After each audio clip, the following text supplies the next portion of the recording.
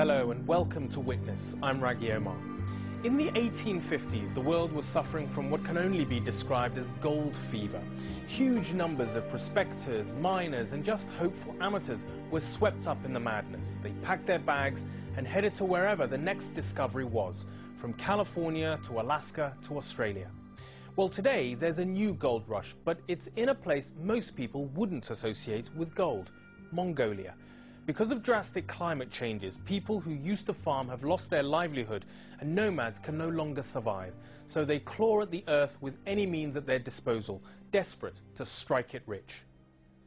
Now, you'd expect gold rushes to be led by geological engineers and business executives in suits. Well, not in Mongolia. This is gold mining by the people and for the people. And one thing the gold diggers have staked a claim to is their name. They call themselves Mongolian ninjas.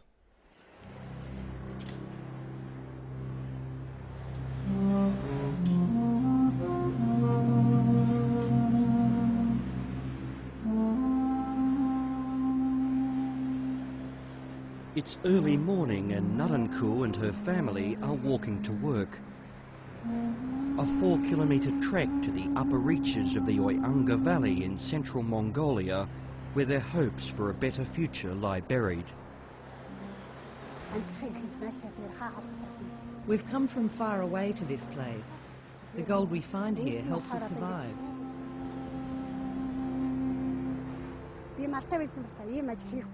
If we had herds, I'd be milking my cows and sheep. We're struggling to make a living here because we don't have herds and no source of income.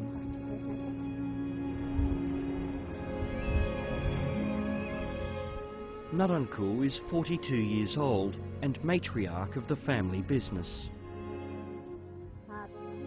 The whole family, my husband and 4 children, have come here together. Our youngest son was born with autism and can't speak. We can't afford to pay for his medical expenses. We have to carry him on our backs, since he can't walk by himself, and he might fall into the holes.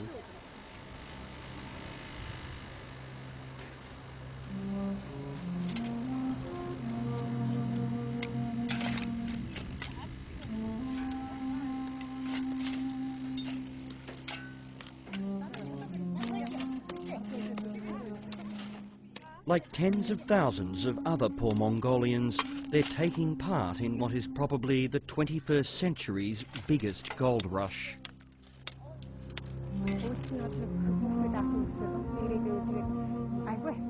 We come out here during the summertime to make and save quite good money. In winter there's no work, so we need to make money to pay for our winter supplies. It's a big job.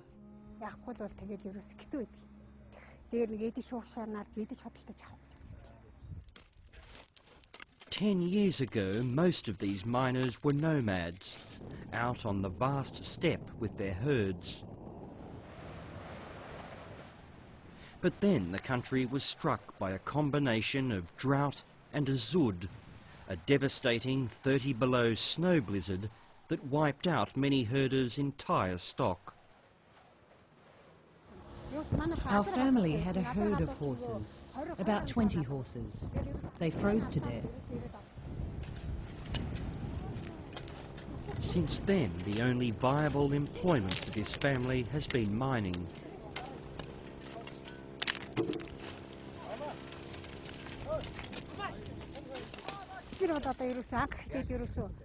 We first came here about 4 years ago. Back then, we didn't even know how to find gold. We couldn't even use a pan. But one of my brothers came here before us.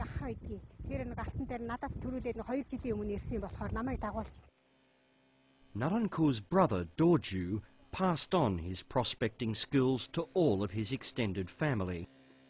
Like most miners in Mongolia, they work for themselves, not a mining company. Dorju explains how these independent miners came to be known as ninjas. This name for us, ninjas, originated here in this valley. A company called Erel had a gold mine and wouldn't allow individuals to dig for gold here. So we'd enter the land secretly at night and pan dirt for gold.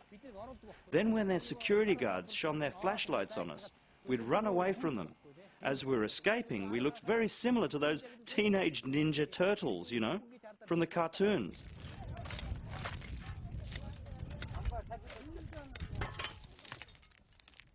Most of the mining families work with their children, some as young as 5 or 6 years old.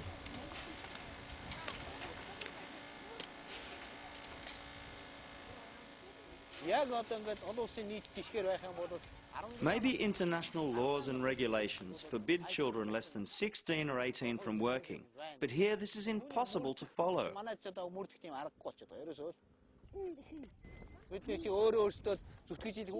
We have to work with our children to survive.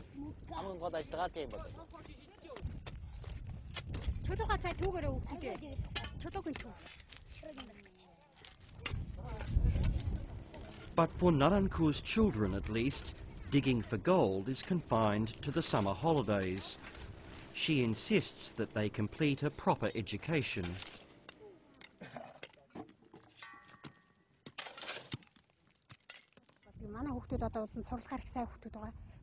Our children are usually pretty good in their studies. The teachers have plenty of good things to say about them. They tell us not to take our children out of school because we're poor. Naranku's second daughter, Surempagma, is eager to pitch in for her parents during the school holidays, despite the filthy and rough conditions. Of course I want to dress and act like girls of my age, but life here is not that simple. I'm here to help my parents. I'm not here to entertain myself and play around. Soon I'll graduate from high school and I really want to become a teacher.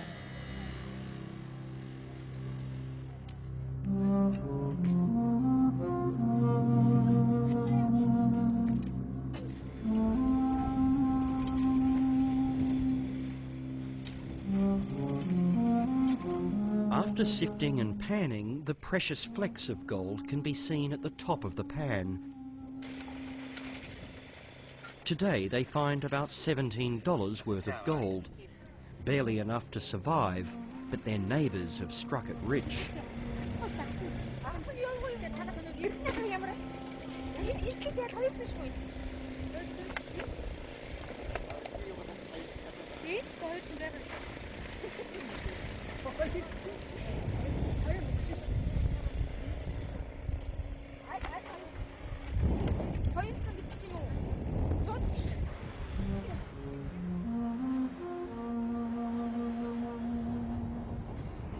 After an exhausting 12-hour day, the family are hungry.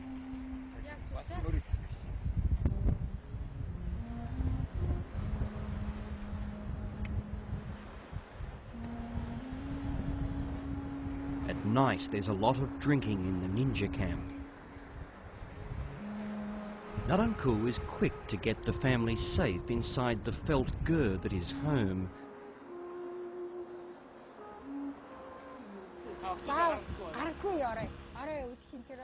In the evenings, I don't let my daughters go out on their own. If they have to go out, they're with their father or brother. Dried dung is the only fuel available, but it's very efficient.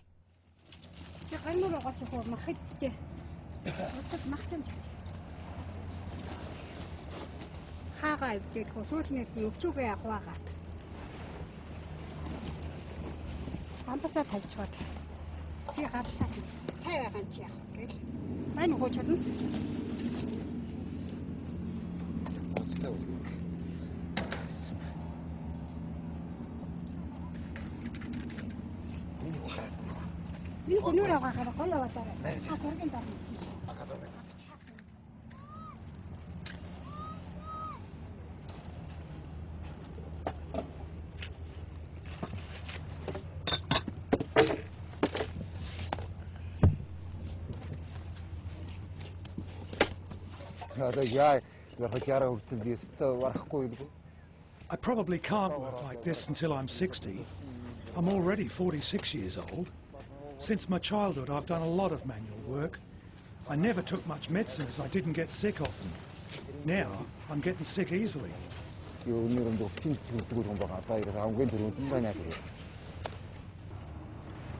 Naranku's husband, Nemekbaya, yearns for his former life.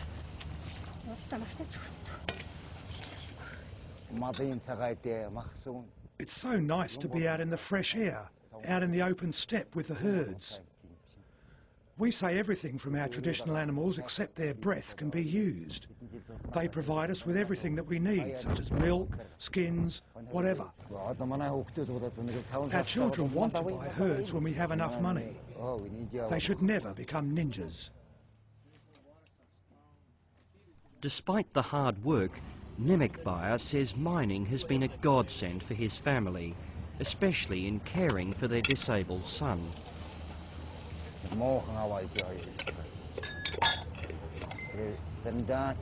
He barely utters words such as daddy and mummy.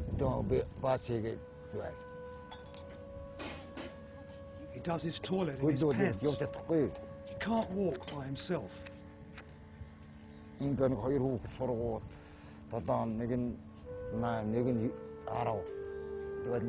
But two of our children are studying at school.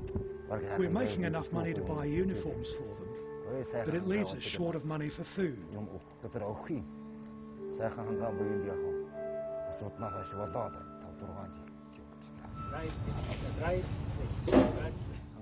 Since the Dzud, Mother Nature still provides for us. But if we'd stayed in our native village, we would have been starving, as we have no herds left.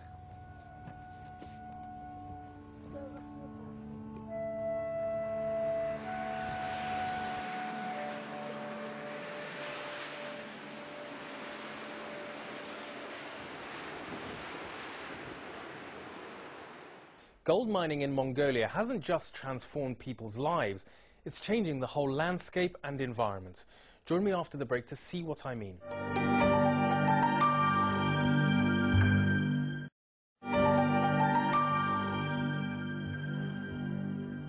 Welcome back.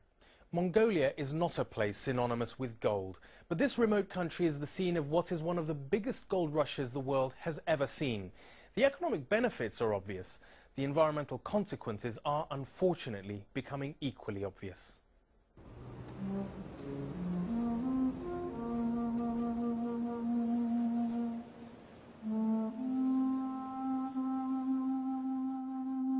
Before the miners arrived in this valley in central Mongolia, there was a running creek, thick forests and flourishing wildlife. Now it's been transformed into a desolate moonscape with only vultures circling overhead.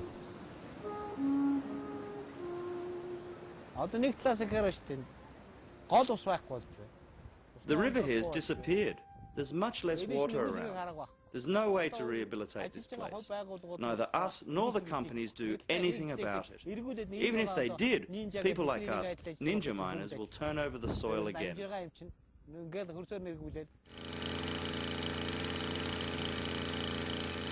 Today, the family are trying their luck on the edge of a tailings pit near their gur.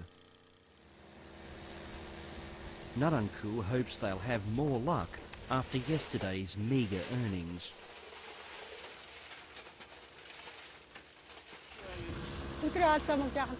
Yesterday wasn't a good day. Today should be a good day. Today we're working with more dirt and more water. But yesterday it was a very dry place. We only found about $17 worth of gold.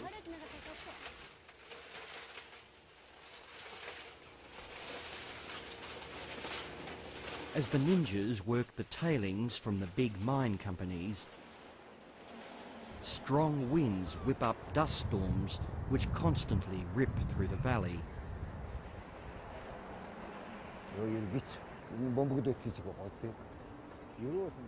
Here, the land looks just like it's been bombed. Large private companies use heavy equipment and destroy the environment terribly. Now there is no water here.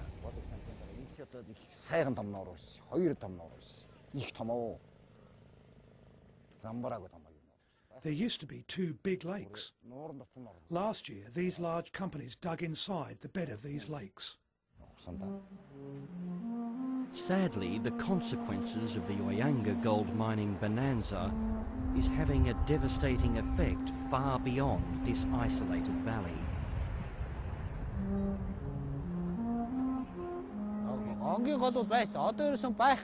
There used to be the Ongi River. Now it's completely dried up around here. The creeks of this valley and the next valley merge together and form the Ongi River. And this is where the 2 creeks used to join, what was once one of the biggest rivers in Mongolia, reduced to nothing in 10 years.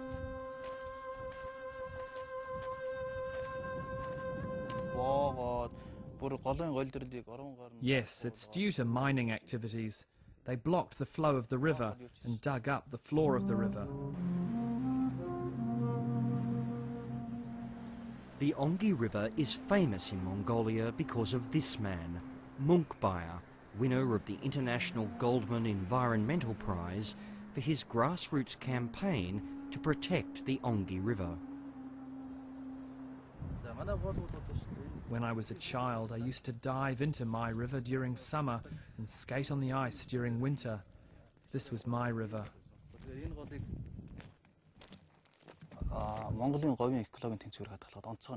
The river helped to balance the fragile ecosystem of the Mongolian Gobi Desert. Basically, it helped to prevent dust storms of the Gobi Desert.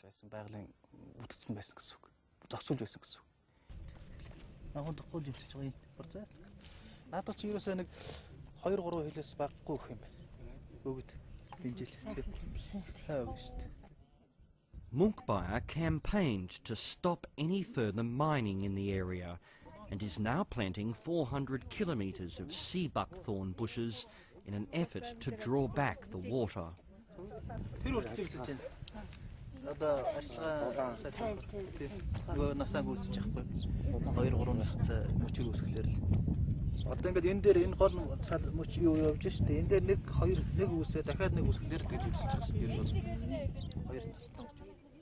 Local herders all along the dry riverbed are helping.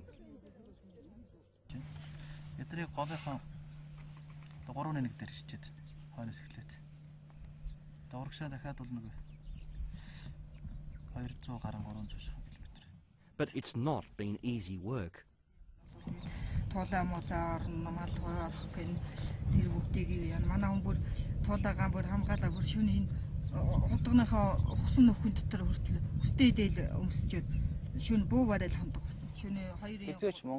Never in the history of Mongolia have Mongolians been so harsh to their natural environment.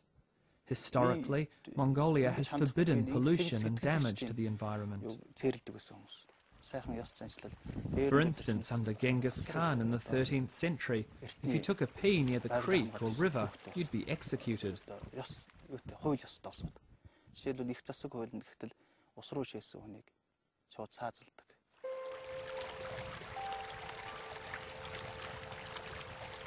Not far from the ninja camp in the very next valley, the headwaters of the Ongi River still survive.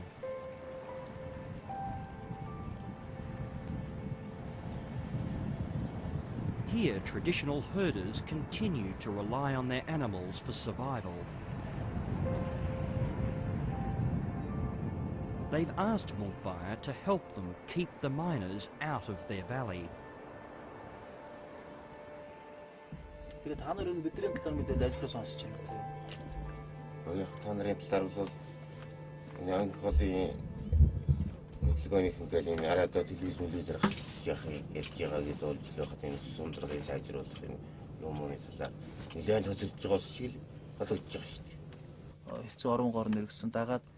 Монгол орны газар нутгийн одоо 50 гаруй хувь энэ замбраагүй жолоодлогогүй лиценз олголтод орч чадах 54%. Тэгээд хүмүүс ухчил явал өнөөдөр ашиг олж явал яасан ч яах вэ гэдэг юм байна. Та нар одоо энэ бөөржүүдийн гол эхэнд ч юм уу ер нь энэ онгийн зав ямар ч гол одоо эхэн дээр Энэ ашиглалт явуулахыг юу та нар юу гэж бодох одоо нутгийн хүмүүний сэтгэл зөвшөөрөхгүй. Энэ зүрийн зөвшөөрдөг хүн байхгүй юу? Байхгүй. Тэнд байхгүй. Ашиг хамтаа бодоод за яг энэ нэр ашигтай юм бол дүүрсээ яриг ашиглаад үзье гэж бодол нь багассан. Тэр өстэй байх. Яг ч чинь нэг 2-3 жил хохот төгөөд ашигласан. Хаана үлдэж байгаа юм усан бүрлээд үлдэхгүй юм гэж. Munkbaya knows that the riches offered by a mining boom can be very tempting for an impoverished and fledgling democracy. Nowadays, the government of Mongolia is talking a lot about how much revenue and profit they're getting from mining and our natural resources. If we're led by this delusion, Mongolia will be on the edge of natural destruction.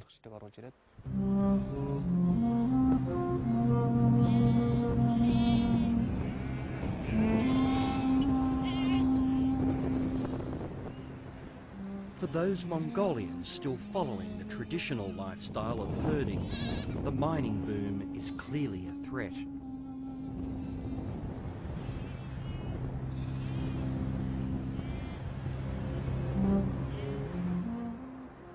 After years of drought, the country's grazing pastures are parched, and the loss of entire river systems means that the animals will not survive.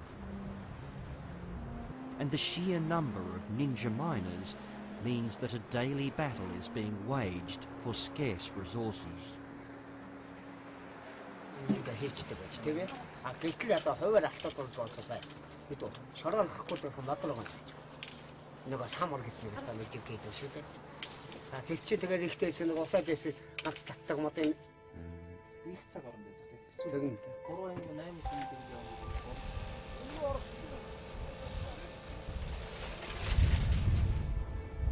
Back at the mine pits, Naranku and her family continue their daily grind looking for gold.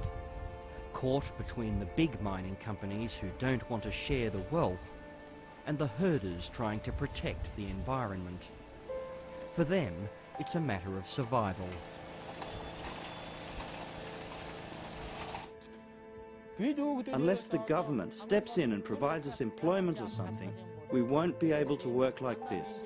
We're getting old, and our bodies are getting weak. After working here for 3 or 4 years, we can't take it anymore. If new laws are issued and the police come here, we'll have no choice but to go back to our native place. Where else would we go? We'll lose our means to survive. It will be terrible and very sad for us.